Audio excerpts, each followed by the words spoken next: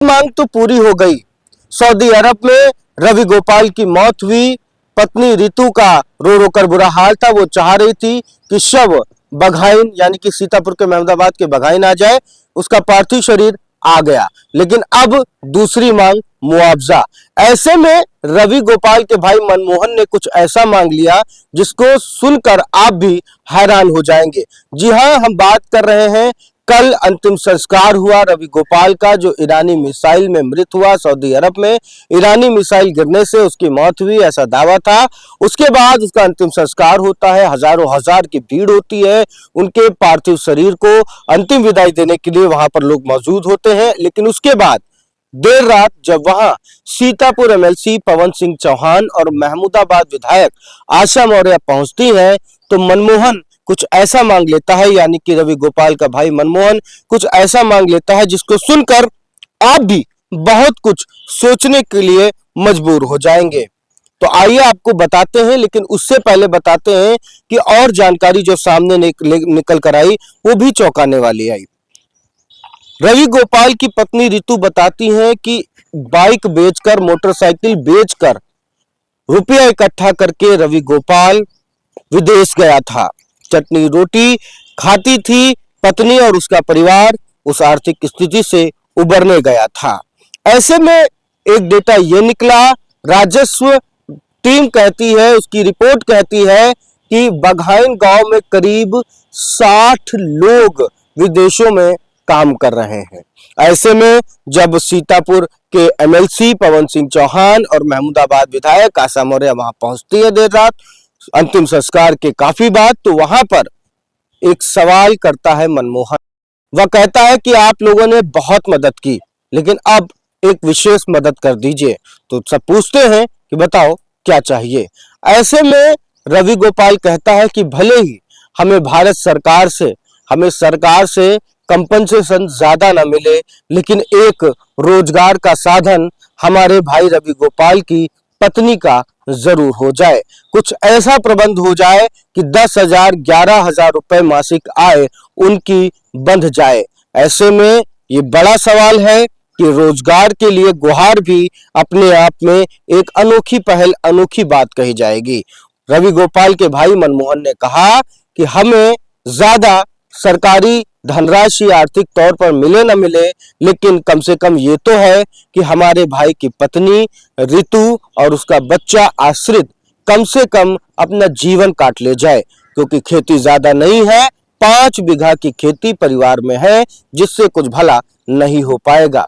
ऐसे में एमएलसी पवन सिंह चौहान और विधायक आशा मौर्य ने आश्वस्त किया और कहा कि पहले खाओ पियो, अपनी सेहत को सुधारो, क्योंकि आपने काफी समय से कुछ खाया नहीं है, और उसके बाद कोई बड़ी बात नहीं है, कहीं ना कहीं आपको रोजगार मिल जाएगा।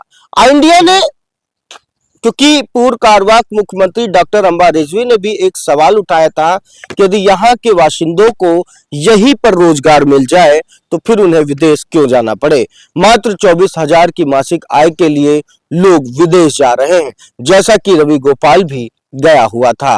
तो फिर एक सवाल इंडिया ने भी पूछा एमएलसी सीतापुर पवन सिंह चौहान से कि सर रोजगार को लेकर क्या कहेंगे। तो उन्होंने क्या कुछ कहा, आइए उसे सुन लेते हैं। अब मुझको लगता है कि जहाँ पर बेरोजगारी होती है वहाँ पर इस तरह की जो ब्लैकमेलिंग करके लोगों को ले जाते हैं, वहाँ पर बताते कुछ और है, होता वहाँ पर कुछ और है, और शैली को लेकर के या काम की वर्क प्रोफाइल को लेकर के काम बताते कुछ और हो, करवाए कुछ हो जाता है। तो इस तरह की जो जितने भी एजेंट इस तरह के होते हैं, जो जाने समझे हैं, पुराने लोग हैं, जो यहाँ के लोग जाना चाहते हैं। हकीकत में जिस तरह इतने बड़े गांव में 60-70 लोग बता रहे हैं, लगभग 100 कोई भी लोग संख्या हो सकती है। तो डीएम साहब भी इस मामले में पूरे सीतापुर डिस्ट्रिक्ट में किस गांव से कितने लोग बाहर गए हुए हैं उसका डेटा भी इकट्ठा कर रहे हैं। डेटा जब निकलेगा तो पता चलेगा क्या समस्या, मूल समस्या क्या है और ये भाग क्यों रहे हैं। हकीकत में यहाँ पर भी बहुत सारे रोज़गार पर हम लोग काम कर सकते हैं, स्किल बेस काम कर सकते हैं, खेती बाड़ी कर सकते हैं, सब्जी उगा सकते हैं, ठेला लगा सकते हैं। तो छोटे छोटे काम होते हैं, हम उसको लगा 10-12-15 हज़ार रुपये अगर आराम से आदमी सब्जी बेचे या ठेला लगाए या छोटे मोटे काम का 10-12 हज़ार से भी कमा लेगा। और वहाँ पर लालच में चला जाता 24,000 और खर्च भी उसका पूरा हो जाता, बचता कुछ नहीं उसको, क्योंकि और भी सामान तो महंगा मिलेगा उसको। तो ये बड़ी समस्या और विडम्बना, ये हमारे सभी युवाओं को ज़रूर सोचना पड़ेगा कि हम जहाँ रह रहे हैं, यहाँ से बगल में अपना लखनऊ है, कैपिटल है, वहाँ पर कोई ठेला लगाता है, कोई चाय दुकान खोल लेता है, या कोई छोटा मोटा काम कर लेता है तो 10-12 हज़ार 15 हज़ार कमा ही लेता है। और कोई अच्छा काम कर ले तो 50,000 रुपये कमा सकता है, क्योंकि धीरे धीरे करके स्किल हो जाते हैं। तो अब स्किल बेस पर हम लोग भी आज उसी सारा दिन चर्चा हम लोग किए हैं जी, एक बड़े पदाधिकारियों के साथ बैठ करके कि कैसे हम लोग 1 महीना 2 महीना 3 महीना मैक्सिमम 6 महीने की ट्रेनिंग दे करके बच्चों को फिटर हो गया, इलेक्ट्रीशियन हो गया, टीवी मैकेनिक हो गया, फ्रिज का हो गया, वाटर कूलर का हो गया, प्लम्बर हो गया, कारपेंटर हो गया, ब्यूटिशियन हो गया। तो ये छोटे छोटे रोज़गार हम लोग सृजन करके उनको रोज़गार दिलाने का सरकार बहुत तेज़ी से काम कर रही है। उसमें हम लोग प्राइवेट सेक्टर भी हम लोग तेज़ी से आ रहे हैं ताकि लोगों को रोज़गार परक बनाया जाए। और सबसे बड़ी समस्या हो रही है पूरे विश्व में, हमारा हिंदुस्तान छोड़ करके बाकी सब बूढ़े हो रहे हैं। जापान जैसे कंट्री में तो सब बूढ़े ही बच्चे हैं, वहाँ कोई जवान दिखते नहीं। ऐसे देशों में क्या समस्या हो रही है, क्योंकि वहाँ जवान न होने की वजह से वो लोग नॉन स्किल भी, जिसको थर्मामीटर लगा करके बुखार देख लिया, थोड़ा सा बीपी मशीन लगा करके बीपी चेक कर लिया और थोड़ा उनकी सेवा कर दिया, पानी दे दिया, खाना दे दिया, चाय बना दे दिया, इतने काम के लिए वहाँ पर 70-75 हज़ार रुपये महीना तनख्वाह मिल रही है। और ये जो खास करके ये छोटा सा स्किल काम होता है जी। तो मुझको लगता है इस तरह की हमारे हिंदुस्तान को सोचना चाहिए और हमारा युवाओं को, और हमको स्किल कहीं ना कहीं छोटी स्किल जैसे लेबर के लिए जाते हैं जी। आप छोटा एग्जाम्पल दे रहे हैं, यही कौशल विकास हमारी सरकार जो चला रही है, अगर वहाँ से स्किल हो जाए तो ये जो 25,000 रुपये या 24,000 रुपये इनके जो आज एक्सपायर हुए हैं, 24,000 पा रहे थे, और इस गांव के 70-80 लोग और गए हुए हैं जी, सब नॉन स्किल हैं जी। थोड़ी स्किल हो जाने पर इसकी तनख्वाह की 3 गुना, तो तनख्वाह क्या होगा 75,000 हो जाएगी सीधा, कोई भी छोटा स्किल उनको आ जाती है। तो जो कोई सीख लेता हुनर तो 75,000 तनख्वाह मतलब 25,000 रुपये खर्च हो गया, 50,000 बचना शुरू हो गया। तो हम सबसे विनती करते हैं कि सब लोग कोशिश करें कि कुछ ना कुछ स्किल हमारे अंदर आनी चाहिए, कुछ ना कुछ हुनर होना चाहिए। जब हमारा हुनर होगा तभी हमको ज़्यादा पैसा कमा सकते हैं।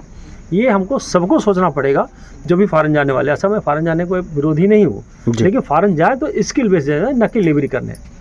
ये मैं सबसे आग्रह भी करता हूँ। आज आपके यहाँ आया हूँ, बिटिया 4-5 दिन से बड़ी परेशान है, और हकीकत परेशान होना चाहिए 5-7 दिन से। तो खाना पानी सब पूरे गांव में कोहराम मचा हुआ है, रिश्तेदारों में कोहराम मचा हुआ है, और बिटिया बड़ी हिम्मत से अपने आप को संभाल पाई है। पूरा परिवार को भी मैं बहुत ही संवेदना है, और बहुत हम माननीय विधायक जी यहाँ पा करके खाना खिला गई इनको। हम भी लगातार टच में रहे अधिकारियों के।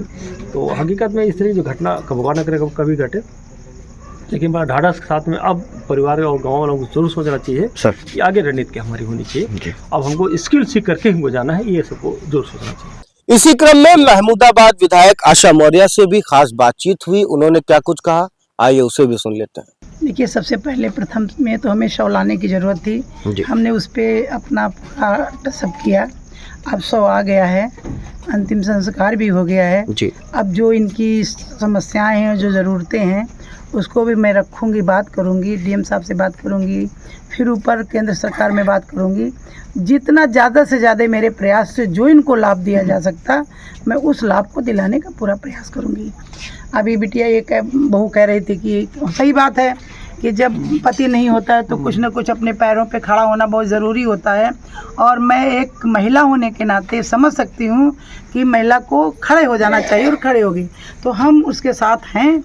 अभी उसने अपनी जो जिस चीज़ की इच्छा जाहिर की है कि हमारी कहीं जॉब लग जाए, कहीं कुछ हो जाए, मैं उसमें भी प्रयास करूँगी, और जो हम कर सकते हैं उस काम को करने के लिए उसको पूरा लाभ दिलाने का प्रयास करेंगे। उसमें भी करने का प्रयास किया जाएगा, सरकार से बात करूँगी। और हम लोग जो यहाँ उत्तर प्रदेश से कर सकते हैं वो उत्तर प्रदेश सरकार से भी करने का पूरा प्रयास करें। तो देखा आपने, रवि गोपाल के भाई मनमोहन ने विशेष मांग की और कहीं न कहीं सबको सोचने के लिए मजबूर कर दिया। पवन सिंह चौहान जो एमएलसी हैं, उन्होंने एक बंद लिफाफे में कुछ आर्थिक मदद की। हालांकि मीडिया से ये साझा नहीं किया कि उन्होंने क्या मदद की है। ये एक अनोखी पहल भी कही जाएगी, क्योंकि बिना शोर शराबे और बिना दिखावे के बाद उन्होंने बंद लिफाफे में एक आर्थिक मदद करने का प्रयास किया।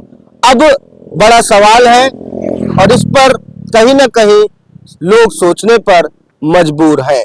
वैसे तो राजस्व की टीम 60 लोगों की बात कह रही है जो विदेशों में काम कर रहे हैं सिर्फ बघाइन गांव में, लेकिन ग्रामीण कहते हैं कि यदि सही से डेटा फिल्टर किया जाए तो 100 से अधिक लोग निकलेंगे जो विदेशों में काम कर रहे हैं सिर्फ और सिर्फ बघाइन गांव में। तो कहीं ना कहीं अब रोजगार की सख्त जरूरत है। आने वाले समय में कुछ नहीं कहा जा सकता कि किस देश में कौन सी जंग छिड़ जाए। ऐसे में अगर आपके आसपास ही क्षेत्र में ही रोजगार का मौका होगा तो शायद कोई भी विदेश जाने का जोखिम नहीं उठाएगा। फिलहाल अब देखना होगा कि रोजगार के चलते, इस बात के चलते, इस मांग के चलते रवि गोपाल की पत्नी को क्या कोई रोजगार मिलेगा, या दूसरी बात यह है कि क्या कितनी आर्थिक मदद सरकार के माध्यम से मिल पाएगी। क्योंकि एक चीज तो सामने निकल कर आ रही है, वो भी सोचने पर मजबूर कर रही है कि सऊदी अरब में जिस कंपनी रीमा फैक्ट्री में रवि गोपाल काम करता था, एम्बेसी या अन्य सूत्रों की जानकारी जैसे कि परिजन बता रहे हैं, उनके अनुसार बहुत कम चांस हैं क्लेम मिलने के, कंपनसेशन मिलने के, क्योंकि वहां भी बुरा हाल है। तो ऐसे में कहीं ना कहीं रवि गोपाल के परिवार को मदद मिलनी चाहिए। आई इंडिया ने 12वीं खबर आपके सामने दिखाने का काम किया है। उस मुहिम को शुरुआत से अंत तक लेकर हम आपके बीच आए हैं। आगे भी जो भी अपडेट आएगी वो हम आपके बीच लेकर आएंगे। फिलहाल इस खबर पे आपके क्या विचार हैं हमें कमेंट बॉक्स में जरूर बताइएगा। अहमदाबाद से हमारे सहयोगी सुधीर श्रीवास्तव के साथ अर्पित शुक्ला की रिपोर्ट।